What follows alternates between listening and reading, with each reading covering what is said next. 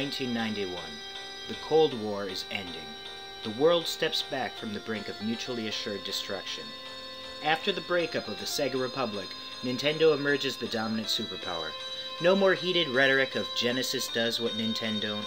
No more claims from Nintendo Power that blast processing is nothing but commie propaganda. No more clandestine attempts to put Nair in Mario's milkshake with the hopes that once his mustache falls out, he will lose the respect of his people. No more declarations of Genesis causes cancer. It is the beginning of a softening of relations between the two countries. In time, some of the more popular Genesis titles will be allowed to emigrate to other platforms, including the capitalist models of Game Boy Advance and the system that is named after a bodily function. Once this happens, patriotic Nintendo fans will be forced to acknowledge that the other side wasn't so bad after all. In fact, they were games with hopes and dreams, fears and sorrows, just like us. Ask anyone what the best video game of all time is, absolutely anyone, and you will invariably hear the answer of Phantasy Star III, Generations of Doom. It's true. Some trees will tell you this also. Try for yourself and see. I am honored that you want to marry me, Nice. Perhaps someday we will find out where I'm from and who I am.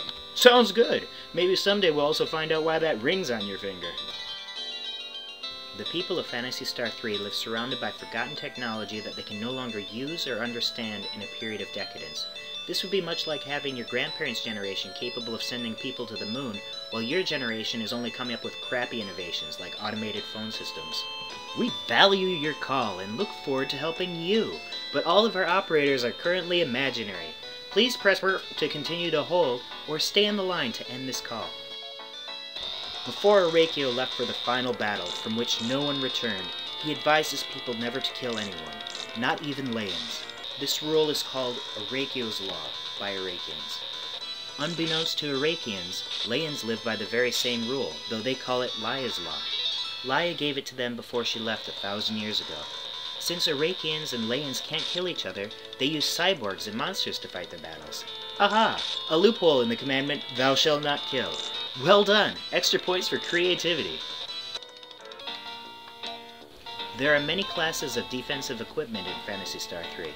For the torso alone, Orakian men wear armor, Orakian women wear chests, female cyborgs wear vests, male cyborgs wear protectors, Laian men wear capes, and Laian women wear robes. Everyone can equip gems. Therefore, if I am currently wearing an epaulet above each lapel, what am I? Answer, a Rear Admiral Borg. I have been waiting for 1,000 years for you. Whoa, sorry about that, but didn't you know the toilet in the next stall was free the whole time? Like Mew, Ren is a cyborg. An honest-to-goodness, slice your flesh open and stick parts of toasters and silicon wafers in your gaping wounds, cyborg. He is definitely not an android, which is a robot modeled after a human. There's a huge world of difference. Why do you think Ren wears the suffering Edward 40 Hands look on his face in Phantasy Star III? It's because he knows that once he was human more than 1,000 years ago. And why do you think the version of Ren from Phantasy Star IV wears such a cheesy grin on his face all the time? It's because he's just an android and a cartoon, which are basically the same thing. From Phantasy Star II, we get the self-evident spell names, like Shiza, Deban, Forza, Fambi, Tsu, Rez, Giras, and Esak, among others, which all obviously do exactly what their intuitive names indicate, if only you take a moment to think about it. The spell Rez heals you. It restores you. Girez is even better, because it heals everyone. Gi means better. And what's better than Gi? Na is better than Gi. The spell Na-Sack is really a great big sack. But sack of what, do you ask? Let's just try it out and see what it does. It's not like it could hurt anything to... Oh, it just killed me? It's a suicide spell? When would you ever need to use that? Well, I guess boss fights would come in real handy to be able to kill yourself. Let's just try that again and make sure. Wait, it failed? What's that, like a botched suicide attempt? A cry for help? Well, I guess when he was doing self-surgery on his face and putting in broken toaster sprocket parts into his open wounds, that must have been an early warning sign. As the game progresses through the generations, your world grows larger, but there seems to be fewer and fewer people worth talking to. Some villages may be destroyed, and it seems like most people aren't having many children. The future is lonely and desperate. This is an instance where an omission in the setting leads to a surprising effect on the game atmosphere.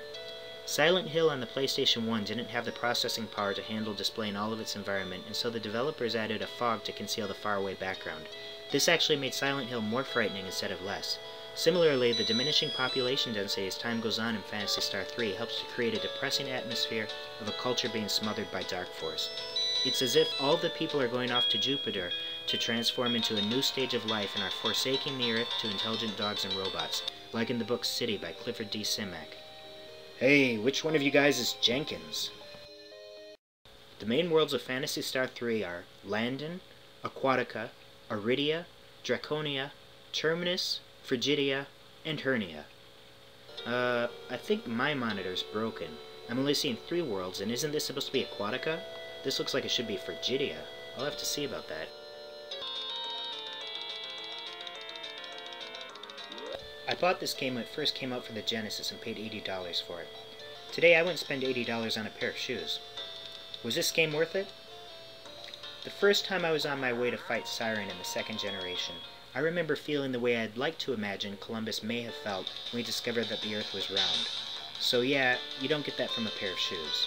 Unlike other RPGs of its time, Generations O'Doom has a great story that only unfolds as you explore the dendritic branches of the various potential family trees. And I should know, I am a tree.